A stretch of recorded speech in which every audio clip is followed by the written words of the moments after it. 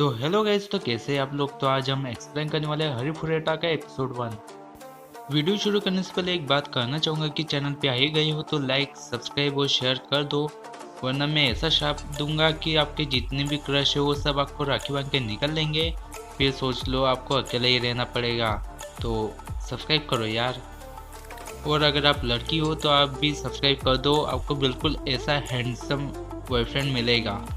तो बिना अपने कुत्ते से अपने उंगलियां चटवाए वीडियो शुरू करते हैं।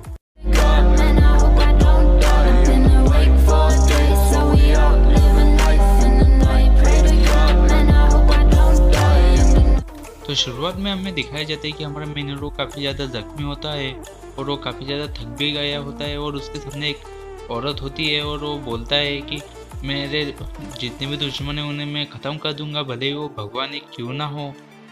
फिर सीन शिफ्ट होता है और हमें किंगडम दिखाया जाता है और वहाँ पे फिर एक बुजुर्ग आदमी राजा से बोल रहे होते हैं कि सभी हीरोज वापस आ रहे हैं।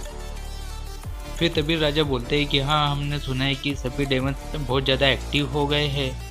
फिर तभी वो बुजुर्ग आदमी प्रिंसेस से बोलता है कि आपको कुछ हुआ है, आप बीमार लग रही हो। और फिर तभी पीछे से एक सिपाही आता है और वो बोलता है कि सभी हीरोज वापस आ गए हैं। फिर प्रिंसेस लिली भागते भागते हीरोज के पास जाती है और मन ही मन बोलती है कि हमें डेमन से बचाने के लिए हमने कुछ लोगों को हीरो चुना था और उन्हें अपनी दुनिया से इस दुनिया में समन किया था और अब उनके दुनिया में वापस जाने का कोई रास्ता नहीं बचा। फिर वह भागते भागते हीरोज़ के पास पहुंच जाती है। फिर यहीं से सीन शिफ्ट होता है और हमें फिर किचन दिखाई जाता है जहाँ पे प्रिंसेस एक लड़की से बात कर रही होती है। फिर प्रिंसेस उस लड़की से बोलती है कि मुझे चिंता हो रही थी कि तुम्हें ग्रेट वर्कर्स से वापस आने में कितना समय लगेगा। और फिर हम देखते हैं कि वहाँ पे सभी स्टूडेंट्स काफ़ी मज़े कर रहे होते हैं, लेकिन वहीं पे एक लड़का एकदम शांत बैठा होता है और वो वही लड़का होता है जो पिछले सीजन में हमारे मेन हीरो ने उसे धमकी दी थी कि मैं चाहूँ तो तुम्हें भी मार सकता हूँ। फिर तीन लोग शिजुको से पूछते हैं कि तुम्हारा मूड इतना ख़राब क्यों है, क्या वहाँ पे जितने भी मॉन्स्टर थे वो सब इतने बुरे थे। फिर तभी काओसुके बोल के एक लड़का आता है और वो एक हीरो से मिलता है और वो बोलता है कि काओसुके यहाँ पे नहीं है। फिर वो हीरो भी काओसुके आवाज़ देता है और फिर तभी एक लड़का आता है और उसकी डरावनी चेहरा देख के वो लड़का डर जाता है, थोड़ा सा चौंक जाता है। शिजुको प्रिंसेस लिली से कहती है कि सॉरी, तुम्हें हमारे कारण परेशान होना पड़ा।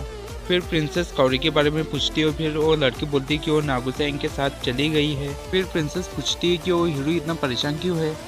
फिर वो लड़की प्रिंसेस को सब कुछ बता देती है कि पिछली बार वो मुसीबत में पड़ गया था और नागुसा ने उसे बचाया था, लेकिन वो हीरो बन के खुद की रक्षा नहीं कर पाया, इसलिए वो उदास है। फिर वो लड़की प्रिंसेस से बोलती है कि नेगुसन अब एकदम सेफ है, अगर तुम उसे देखती तो पहचान नहीं पाती, अब वो पिछली बार से एकदम अलग दिखता है और वो अगर हमारे साथ आता तो अच्छा होता। लेकिन उसने कहा कि वो हमारे दुनिया में वापस जाने का कोई और रास्ता ढूंढेगा और वो चला गया। और फिर से शिफ्ट होता है। फिर हमें दिखाया जाता है कि एक गाड़ी जा रही होती है और उसमें नेगुसन और उसके साथी होते हैं। फिर सिया ड्रैगन गर्ल से कहती है कि अच्छा हुआ कि हम गाड़ी के अंदर है, अगर बाहर होते तो हम बहुत बड़ी मुसीबत में होते। फिर ड्रैगन गर्ल बोलती है सही कहा तुमने। फिर म्यूचन बोलती है कि हजीमा पापा कमाल के हो। तभी कौरी भी बोलती है कि हाँ, तुम्हारे हजीमा पापा वाकई बहुत कमाल के हैं। और फिर नागुसाम बोलता है कि प्लीज़ मुझे हजीमा पापा बोलना बंद करो, क्योंकि अगर म्यूचन बोलती है तो चलता है, लेकिन मेरी क्लासमेट बोले तो अजीब लगता है। फिर कौरी बोलती है कि जब हमारे आगे बच्चे होंगे तब मैं तुम्हें हजीमा पापा बुलाया करूँगी। फिर यूई बोलती है कि तुम लेट हो गई, हजीमा ने मुझे वादा किया है कि वो अपने होम टाउन में मुझे डेट पे ले जाएगा। यह सुन के कौरी चौंक जाती है और फिर उन दोनों में बहस शुरू हो जाती है। फिर म्यू बोलती है कि मुझे पता है कि हजीमे को क्या करना पसंद है और फिर दोनों में ऐसी बहस चालू होती है। फिर तभी म्यूचन बोलती है कि तुम दोनों दीदी जब लड़ती हो तो मुझे बिल्कुल पसंद नहीं आता। और फिर तभी शिया बोलती है कि तुम दोनों एक छोटे से बच्चे के सामने लड़ रही हो, तुम्हें शर्म नहीं आती। और तभी म्यू बोलती है कि बड़ी शर्म की बात है कि शिया मुझे डांट रही हो भी पॉइंट के साथ। फिर ड्रैगन गर्ल बोलती है कि आगे मुसीबत है मास्टर, और फिर हमें दिखाया जाता है कि आगे कुछ मॉन्स्टर्स होते हैं। फिर ड्रैगन गर्ल बोलती है कि यहाँ पे इन मॉन्स्टर्स का मिलना बहुत ही आम बात होती है, लेकिन वह खाने के पहले बिल्कुल नहीं सोचते। तो फिर वो यहाँ पे करके रहे हैं और किस बारे में सोच रहे हैं, वो कुछ भी खा सकते हैं अगर उनके सामने खाना पड़ा हो तो ऐसा ड्रैगन गर्ल बोलती है। फिर सभी मॉन्स्टर्स हजीमे के गाड़ी के ऊपर हमला करना स्टार्ट करते हैं। फिर तभी हजीमे बोलता है म्यू और कौरी से कि तुम दोनों जरा शांत बैठो, मुझे ड्राइव करने दो। लेकिन दोनों बिल्कुल भी शांत नहीं बैठती है। फिर हजीमे कार को उल्टा कर लेता है और फिर ड्राइव करने लगता है। फिर म्यू चैन बोलती है कि पापा उल्टा ड्राइव कर रहे हैं और फिर कोरी बोलती है कि तुम्हारे हजीमी पापा वाकई काफ़ी अच्छा ड्राइवर है, और फिर हजीमी बोलता है कि मुझे हजीमी पापा मत बुलाओ। फिर हजीमी बोलता है कि अब वक्त है मेरे मिसाइल को यूज़ करने का, और फिर कार के पीछे से एक मिसाइल लॉन्चर निकलता है और वो मिसाइल सीधा फायर करते हैं और उन डेमंस के ऊपर, और डेमंस ख़त्म हो जाते हैं। और फिर सभी गर्ल्स बोलते हैं कि तुम वाकई काफ़ी ज़्यादा जीनियस हो। फिर वह आगे बढ़ते हैं और फिर सिया बोलती है कि वह हमारी तरफ पे देख रहे हैं, तो क्या ये बुरा है? फिर तभी कौरी बोलती है कि वहाँ पे झुंड इकट्ठा हो गई है। फिर हजीमी बोलता है कि कोई बात नहीं। फिर कार के आगे से एक गन निकलती है। फिर तभी वो मॉन्स्टर्स भी जमीन के नीचे घुस जाते हैं और आगे बढ़ने लग जाते हैं। फिर हजीमी हमला करना शुरू कर देते हैं और सब मारे जाते हैं। और फिर आगे जब वो बढ़ते हैं तो उन्हें एक इंसान पड़ा हुआ मिलता है ज़मीन पे, और वो बोलते हैं कि ज़रूर वो इसे ही घेर के बैठे हुए होंगे वो मॉन्स्टर्स। फिर कोरी बोलती है कि क्या बाहर जाना सही होगा। फिर सेशा बोलती है कि हमारे साथ म्यूचन भी है, और फिर म्यूचन बोलती है कि मुझे कुछ नहीं होगा, आपको उन्हें बचाना चाहिए। फिर ड्रैगन गर्ल बोलती है कि तुम प्रिस्ट हो शायद, इसलिए तुम उससे बचाना चाहती हो। फिर हाजिमे म्यू को गाड़ी में सेशा के साथ रुकने के लिए कहता है और बोलता है कि हम बाहर निकल के देखते हैं कि उस आदमी को क्या हुआ है। फिर उस आदमी को देखते हैं तो पता चलता है कि वो आदमी बहुत ही ज़्यादा जख्मी है। फिर उस आदमी को देखने के बाद कौरी बोलती है कि इसे ज़रूर किसी तरीके का जहर मिला है। फिर वह बोलती है कि वो जहर इसके माना को ओवरलोड कर रहा है, अगर हमने जल्दी कुछ नहीं किया तो इसके नसें और इसके ऑर्गन्स फट जाएंगे। फिर कौरी अपनी छड़ी से मैजिक करने की कोशिश करती है, लेकिन वो मैजिक काम नहीं करता। फिर कौरी दूसरा मैजिक यूज़ करती है और इस मैजिक को देखकर ड्रैगन गर्ल बोलती है कि इस मैजिक से हम किसी का भी माना ज़बरदस्ती निकाल सकते हैं, और चाहे तो एक शख्स से दूसरे शख्स में माना ट्रांसफ़र भी कर सकते हैं।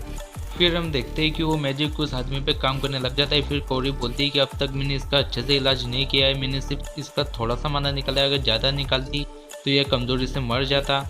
फिर कौरी बोलती है कि अगर हमने इसका अच्छे से इलाज नहीं किया तो ये इसका माना फिर से ओवरलोड होना स्टार्ट हो जाएगा और फिर ये कमज़ोरी से मर जाएगा।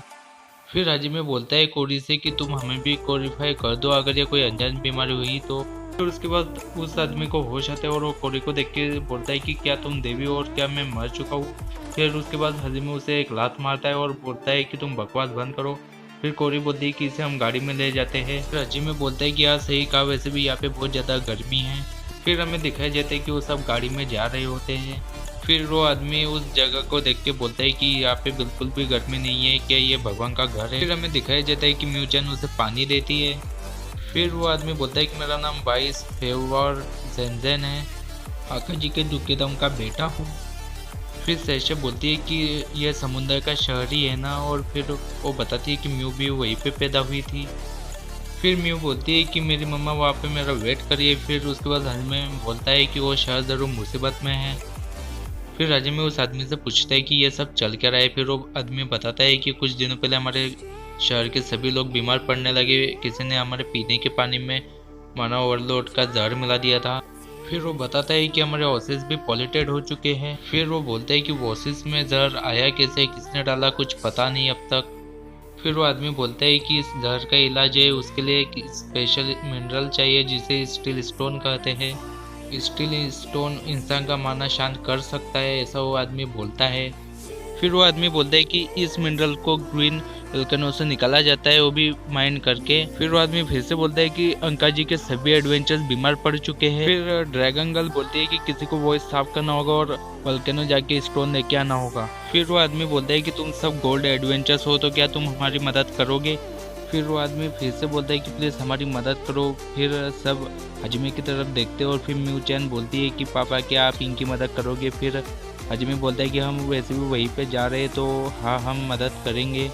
फिर ड्रैगन गर्ल बोलती है कि हम फिर से बिजी होने वाले हैं। फिर वो आदमी बोलता है कि तुम्हें स्टील स्टोन पाने के लिए सीधा वोल्केनो की तरफ निकलना चाहिए पहले, लेकिन उससे पहले तुम्हें पानी के लिए रॉयल कैपिटल जाना होगा। फिर तभी हाजिमे बोलता है कि वहाँ पे जाने की कोई ज़रूरत नहीं है, हम अंका जी जाएंगे, वहाँ पे पानी मिल जाएगा। फिर हाजिमे यूई से पूछते हैं कि हमें पानी मिल जाएगा ना। फिर यूई बोलती है कि हाँ हमें पानी मिल जाएगा। फिर कौरी बोलती है कि तुम अपने गंदे ख्यालों से निकल जाओ यूई, हमेशा तुम दोनों एक साथ ही अच्छी बात नहीं है। और फिर से उनकी लड़ाई शुरू हो जाती है। फिर हमें एक महल दिखाया जाता है और वहाँ पे फिर एक आदमी आता है और वो बोलता है कि जनरल क्या ये बात सच है कि केटलिया हार गई। फिर जनरल बोलते हैं कि हाँ ये बात एकदम सच है, केटलिया मर चुकी है। फिर वो बोलता है कि नहीं केटलिया नहीं मर सकती, वो कई सारे मॉन्स्टर्स को अपने साथ ले गई थी। फिर वो जनरल बोलता है कि टाउन का मिशन पे नाकाम हुआ, इस मिशन में हमारे साथ 60,000 मॉन्स्टर्स जुड़ गए थे और वो मॉन्स्टर्स टाउन को तबाह करके फिटर्निटी गॉडेस को मारने वाले थे। लेकिन एक रेगुलर ने हमारे प्लान को तबाह करके रख दिया। सिर्फ 4 लोगों ने हमारी पूरी आर्मी को ख़त्म करके रख दिया। फिर जनरल बोलता है कि जो रेस हमारे मिशन पे गया था उसने अपना हाथ खो दिया है, और वह बोलता है कि 4 रेगुलर्स यूआर छोड़कर ग्रेट ऑर्कस लैब्रिंथ की तरफ जा रहे हैं। फिर वो आदमी बोलता है कि क्या इन 4 रेगुलर्स ने ही कैटलिया को मारा है। फिर जनरल बोलता है कि मैं वल्केनो की तरफ जा रहा हूँ और एक नया एज ऑफ मैजिक पाके मैं और भी ज़्यादा पावरफुल बनूंगा, भले कुछ भी हो जाए। तो जब तक मैं वापस ना हो तब तक तुम राजा और महल की रक्षा करना, और मैं तुमसे वादा करता हूँ कि मैं कैटलिया की मौत का बदला जरूर लूंगा। फिर ऐसा बोल के जनरल निकल जाता है और फिर बोलता है कि तुमने मेरे मिशन को ख़त्म कर दिया है, तो मैं जिस दिन भी तुमसे मिलूंगा मैं तुम्हें मार दूंगा। तो हमारे एपिसोड 1 की एक्सप्लेनेशन यहीं पे ख़त्म होती है। तो अगर आपको ये वीडियो पसंद आई हो तो लाइक, सब्सक्राइब और शेयर कर दीजिए। तो मिलते हैं हम आपसे नेक्स्ट वीडियो में। तब तक good bye, tata, bye bye.